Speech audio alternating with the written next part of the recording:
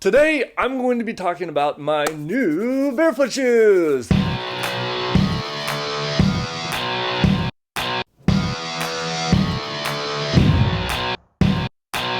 For some time now, I've been interested in finding the perfect shoe. The shoe needed to be lightweight, it needed to be a barefoot shoe, it needed to be able to dry quickly when it got wet, after running in the rain, for example, unlike Nikes, which hold the rain for 2+ days.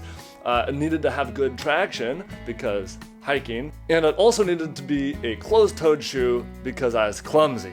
One of the first shoes that I got in this attempt was the Mesa Trail from Xero Shoes. This was actually a really good shoe and it filled most of my needs, except that it held the rain a little bit longer than maybe was optimal. So maybe I could improve it by going with something a little bit more water friendly.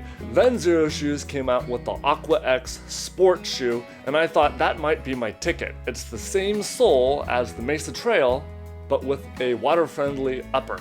So earlier this summer, I purchased the Aqua X Sport from Xero Shoes, and I have been doing my utmost to put them through their paces. I've gone biking, running, I hiked up the tallest peak along the Snoqualmie Pass corridor, and of course, I got them wet. Very, very wet. So to give you guys the cliff notes right up front, these shoes actually handled it really, really well, especially the wet, even the hiking up the tallest peak along the Snoqualmie Pass area. The shoes did great. I have almost no complaints about these shoes whatsoever. The first dunk into water was actually completely incidental.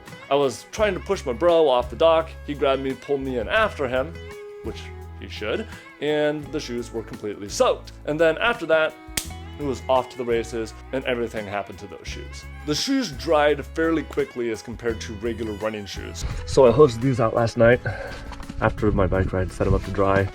This morning, they're completely dry.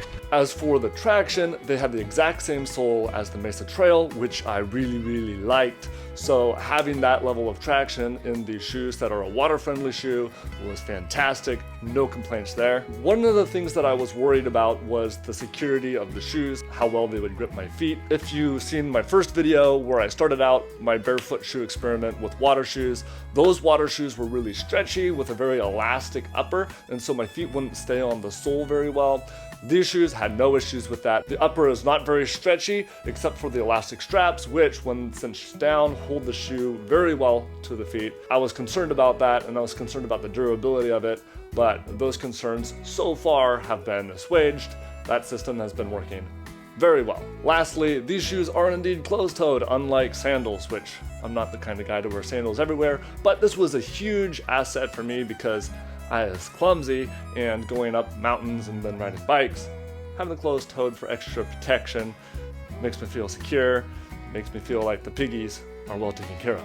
I should note that after putting these shoes through the paces, they were dirty and then wet and then dirty and then wet and then dry, back and forth over and over and over again. The shoes started to smell really, really, really bad. Like really bad.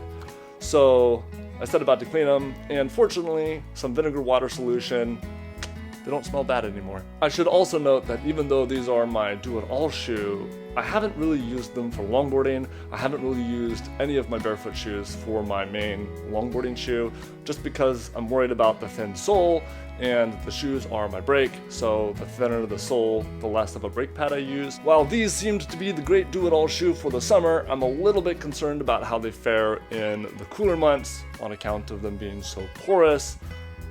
We'll see how they fare. I might want to switch them out and do something a little less breathable, but for running in the wintertime, they should dry after running through all those puddles fairly quickly.